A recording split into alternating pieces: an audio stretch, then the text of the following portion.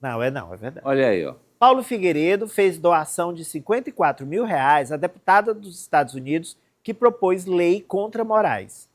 Blogueiro foragido doou o valor máximo permitido. Olha aí, Fernanda.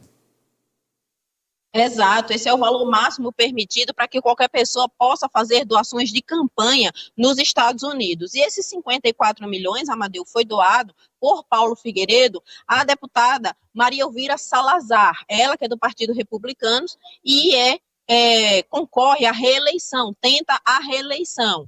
Esse valor teria sido depositado um mês antes de Maria Elvira Salazar apresentar um projeto que previa a sanção a ministros do Supremo Tribunal Federal, sobretudo ao ministro Alexandre de Moraes. Esse projeto se chama Sem Censores em Nossas Fronteiras, que barraria a entrada nos Estados Unidos de qualquer servidor público ou autoridade que ocupa cargos de destaque aqui no Brasil e que poderia ter tido atividades que pudessem prejudicar a americanos. Esse projeto prevê essa sanção mediante aquela decisão do Supremo Tribunal Federal que acabou suspendendo as atividades do ex-Twitter, agora chamado aplicativo X, aqui no Brasil. De acordo com essa proposta de Salazar, essa decisão do ministro Alexandre de Moraes acaba ferindo a primeira emenda da Constituição americana, porque atinge diretamente cidadãos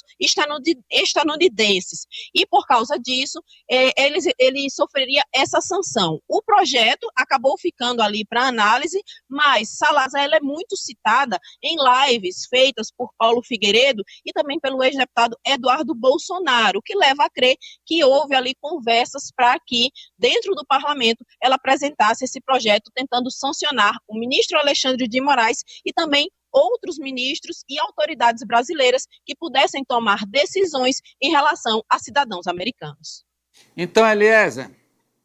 Amadeu, eu vejo como uma alternativa um pouco desesperada do Paulo Figueiredo, né? Já que ele não tem a menor condição de lograr êxito junto à justiça brasileira, por todo o histórico dele, então ele apela a essas estratégias junto aos Estados Unidos e tenta criar fato em cima disso, né? Então, o que ele conseguir por lá, com a política de lá, ele vai tentar fazer para continuar nesse nicho de proteção que ele ainda tem. Eliezer, desculpa, Denis. Não, mas ele tem cidadania americana, então ele não precisa recorrer a essas medidas de deputados. O que é que acontece? Eles veem o judiciário como eles falam, inclusive, sobre a ditadura do judiciário no Brasil, e ele utiliza essas ferramentas para tentar buscar força nos Estados Unidos para que trabalhar haja contra uma o reversão Brasil. de situação no Brasil do papel do judiciário. A gente viu recentemente algumas medidas do Alexandre de Moraes que foram questionadas e vive sendo falada tanto pelo Eduardo Bolsonaro quanto pelo Paulo Figueiredo. Contra o Brasil. E eles se colocam como perseguidos políticos no Brasil, orquestrada pelo ministro Alexandre de Moraes. Por isso que tem todo esse cenário que teria aí o Paulo Figueiredo no olho do furacão diante dessa situação que a gente vê. Pedindo sanções contra ministros do Supremo Mas o pedido brasileiro. de sanção não quer dizer que é atendido, Amadeu. A gente sabe que há uma independência. Você mesmo costuma certeza falar aqui no programa que o próprio Trump, ele toma medidas da cabeça dele, baseada naquilo que faz de estudo do governo dele. Você mesmo vive falando sobre isso no programa. Não, mas nesse caso aí houve a doação e na sequência ela fez o pedido. Mas ela fazer o pedido não significa que há uma Não estou dizendo que vai ser dado, não estou falando que vai ser executado. O que eu estou dizendo é que eles estão trabalhando para. E não adianta. Aí depois que acontece, como foi o caso das tarifas, a gente não queria isso. Trabalham lá sempre para isso. Devia assumir. E eu acho que também o mais grave nesse caso é a aparência de que houve um acordo de eu te dou a grana e tu apresenta. Que aí não é uma relacionada republicana, né? E nem ideológica, é pecuniária. Só para a gente explicar, né? Porque a Lei Magnitsky, que foi aplicada no Alexandre de Moraes a primeira vez, teve uma relação direta. Essa segunda situação de sanções e tarifas contra o Brasil foi da seção 301, que nada tem a ver com a primeira situação. Que foi Quer dizer que eles não trabalharam para isso? A seção 301. Eles lá, vamos lá. Então, o Eduardo, o Flávio e o Paulo Figueiredo não trabalharam para sancionar o Brasil. A seção 301, ela é uma investigação. Eu estou fazendo uma pergunta para você. É sim ou não?